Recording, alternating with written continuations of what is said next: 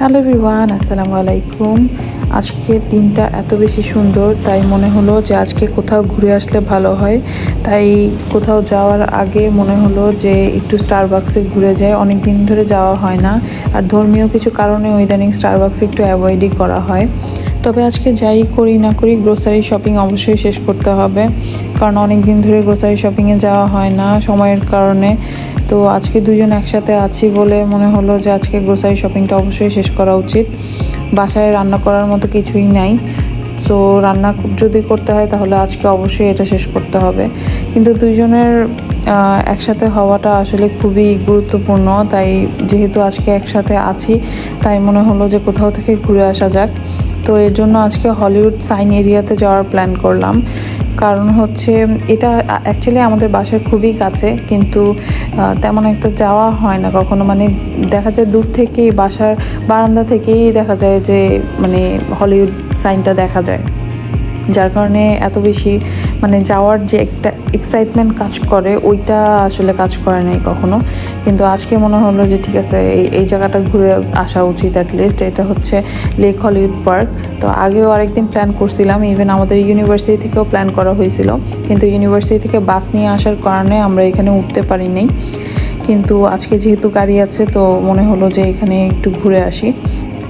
তো দেখতেই পাচ্ছেন যে কি পরিমাণ কনজাস্টেড রোডগুলা, আর যেহেতু পাহাড়ের উপরে উঠতেছি, রোডগুলা এরকম থাকলেও উঠতে কিন্তু অনেক ভালোই লাগতেছে। বিশেষ করে আশেপাশের সিনারিও দেখলে বুঝতে পারবেন যে মানে নতুন একটা এক্সপিরিয়েন্স। আর আশেপাশের মানে সিনারিগুলো এত সুন্দর ছিল, মানে এত উপরে, পাহাড়ে এত উপরেও যে মানে মানুষজন এভাবে থাকতে পারে, তো এটা আসলেই জানা ছিল না। আর এত সুন্দর করে গুছানো বাড়িঘরগুলা।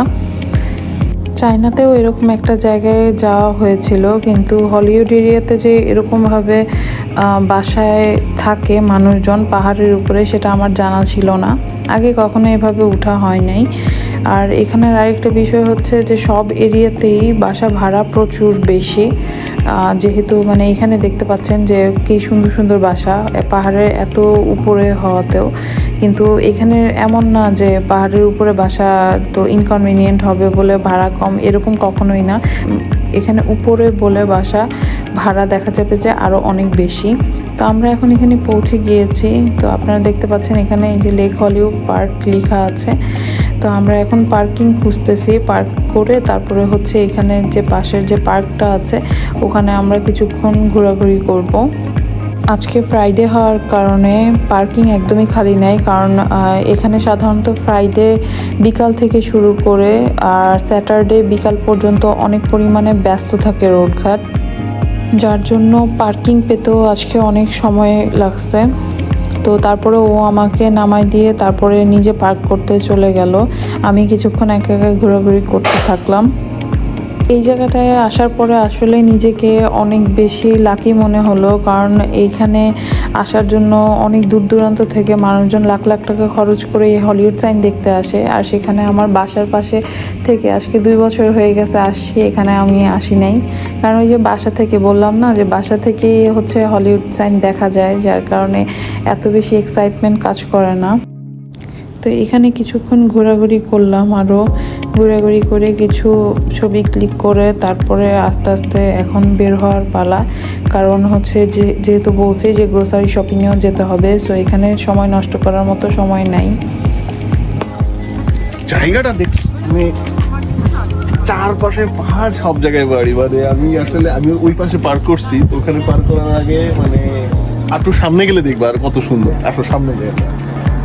এরপরে আমরা গেলাম, আরও কিছুক্ষণ হেঁটে সামনে গেলাম, এবং আপনারা দেখতে পাচ্ছেন যে কি পরিমাণ সুন্দর আর জায়গাটা যথেষ্ট পরিষ্কার পরিচ্ছন্ন। এই জিনিসটা আমার কাছে খুব ভালো লাগে। বিদেশের ক্ষেত্রে যদি বলি যে পরিষ্কার পরিচ্ছন্ন যে কোনো জায়গা দেখলে আমার কাছে নিজের কাছেই খুব ভালো লাগে।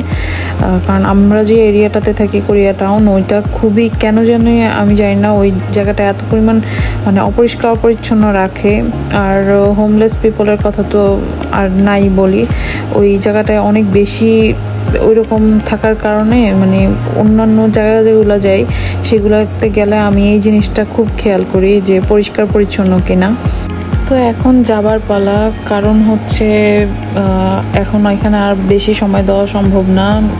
এখানে যদিও অনেক ভাল লাগতেছে ঘোরাঘুরি করে, কিন্তু মানে সময়টা এখানে এত পরিমাণে শর্ট থাকে, যার কারণে হইতেছে মানে একটা জায়গার জন্য এত পরিমাণ টাইম স্পেন্ড করা আসলেই সম্ভব হয়ে ওঠে না।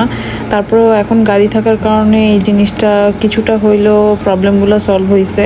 যখনই মানে একটু সময় পাই, যে কোনোখানে একটু সময় পেলেও আমরা একটু ঘুরে আসার চেষ্টা করি, যে জিনিসটা আগে কখনোই পারতাম না। তো এখন হচ্ছে যাবার পালা। কোনো রকম গ্রোসারি শপিংটা শেষ করে ডিরেক্ট বাসায় যাব। প্রচণ্ড টায়ার্ড লাগতেছে এখন। তো এতক্ষণ আমাদের সাথে থাকার জন্য ধন্যবাদ। আবার অন্য কোনো ব্লগে দেখা হবে। আল্লাহ হাফেজ।